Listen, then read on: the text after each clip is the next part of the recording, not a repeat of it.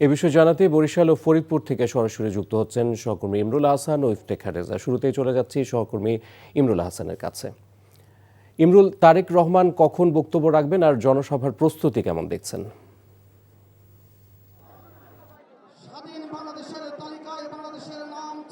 ইফতেখার, জনসভার প্রস্তুতি জনসভা ইতিমধ্যে শুরু হয়ে গিয়েছে।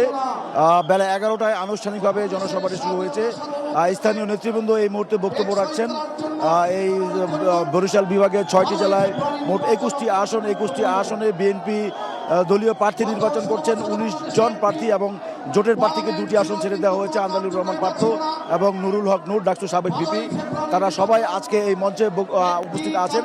একে একে তারা বক্তব্য রাখছেন। এই মুহূর্তে বক্তব্য রাখছেন ভোলা থেকে বিএনপির মনোনীত প্রার্থী যুবদলের সেক্রেটারি নুরুল ইসলাম নয়ন। একে একে সব প্রার্থীরা বক্তব্য রাখবেন। বরিশালের যারা সিনিয়র নেতৃবৃন্দ এখানে যারা প্রার্থী হচ্ছেন, আলতাফ হোসেন চৌধুরী, মুজিবুর রহমান সরোয়ার, তারা বক্তব্য রাখবেন।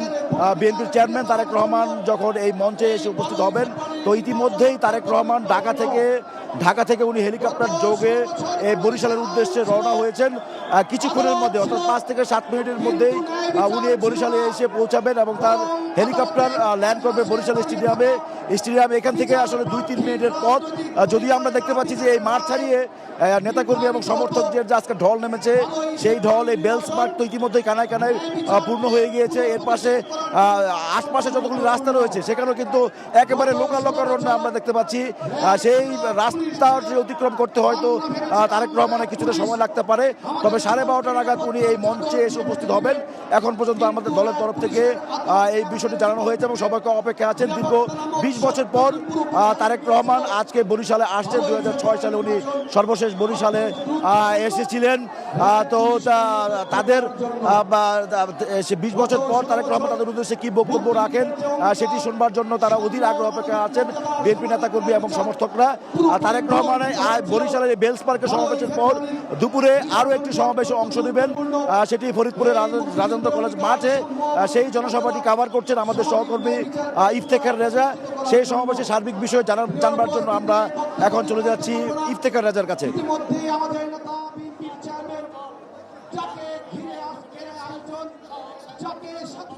আজকে ফরিদপুরে বরিশালের জনসভা শেষ করে বিএনপি চেয়ারম্যান তারেক রহমান ফরিদপুরে হেলিকপ্টার যোগে আসবেন এবং আজকে ফরিদপুরে যে জনসভাটি সেটি সর্বপ্রথম জনসভা হতে যাচ্ছে বিএনপি চেয়ারম্যানের জন্য। এবং আমি আপনাকে জানিয়ে রাখতে চাই যে আজকের ফরিদপুরের জনসভাকে কেন্দ্র করে সকল প্রকারের প্রস্তুতি সম্পন্ন করা হয়েছে।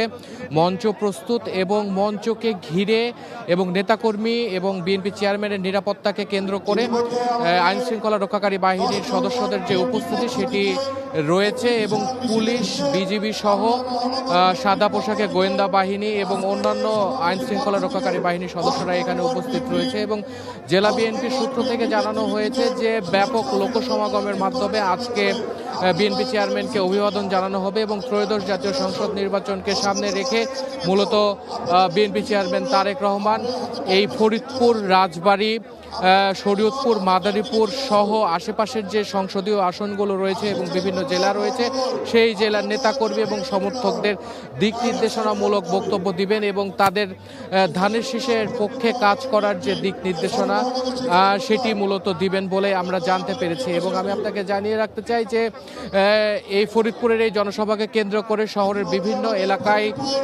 নিরাপত্তা জোরদার করা হয়েছে এবং গাড়ি চলাচলের যে বিষয়টি সেই বিষয়টিও অনেকটাই নিয়ন্ত্রণ করা হচ্ছে। নিয়ন্ত্রিতভাবে গাড়ি